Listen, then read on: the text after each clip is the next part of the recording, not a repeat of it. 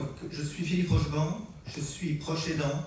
Mon épouse a été diagnostiquée de la maladie de Parkinson il y a quelques années, et donc progressivement j'ai pris des responsabilités au sein de l'association. La particularité de France Parkinson, c'est un petit peu comme certains de mes collègues, c'est qu'on ne prend pas position sur le pour ou contre l'aide à mourir. Par contre, ce qui nous préoccupe, c'est que Parkinson n'est pas une maladie mortelle, et on souhaite quand même qu'elle soit intégrée dans le cadre de ces textes de loi. Pourquoi ? On ne meurt pas de Parkinson, mais par contre on meurt avec Parkinson. Et ce qui est encore beaucoup plus dur, c'est qu'on doit vivre avec une fois que la maladie est déclarée.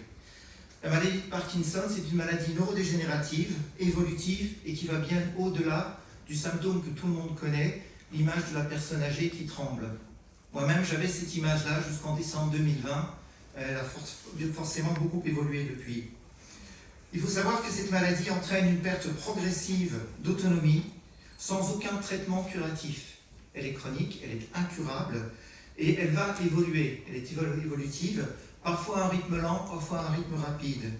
Mais tous les malades vivent avec la conscience de l'évolution inéluctable de leur maladie, et ils redoutent tous davantage la dégradation qui va en découler que la mort elle-même.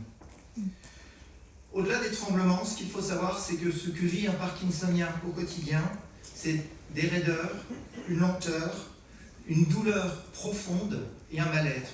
Il ne se passe pas un jour sans que mon épouse me parle de ses symptômes, de sa douleur, de son mal-être, de ce sentiment qu'elle a de s'enfoncer dans le sol, parce que les traitements simplement ne font pas effet de manière continue. Parkinson est une maladie à fluctuation.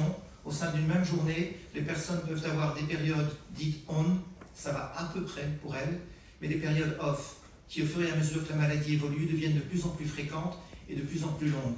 Dans le cas de mon off à 5 par jour, durant entre une demi-heure et 1h30. Je vous laisse imaginer ce que c'est que de souffrir pendant toutes ces durées de temps. Certaines personnes atteignent des stades de dépendance extrême et vont également perdre la capacité d'exprimer leur volonté. Deux des symptômes qu'on connaît moins, la micrographie, le fait que quand les personnes écrivent, elles-mêmes sont incapables de se relire après, et également des troubles de délocution, avec une voix qui va s'atténuer. Comment voulez-vous qu'ils expriment leur volonté d'en finir s'ils ne sont plus à même ni d'écrire ni de parler ? Au mois d'avril 2025, il y a eu un événement important, un parcours très médiatisé de quelqu'un qui s'appelle Pierre Cousin. Il avait l'âge de 48 ans, il a fait le choix de partir en Belgique à l'aube de ses 49 ans, mais il a fortement médiatisé ce qui se passait sur les réseaux sociaux et par des passages à la télévision.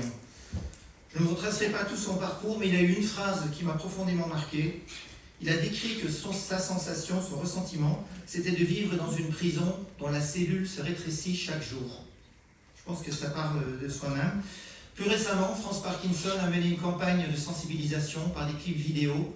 Si vous ne les avez pas vus, je vous invite, en quittant cette salle ou à un moment proche, de faire un coup de recherche sur Internet. Vous cherchez « Rendre visible l'invisible », France Parkinson, et en 45 secondes, je pense que vous comprendrez ce que peut vouloir dire la phrase « être prisonnier de son propre corps ».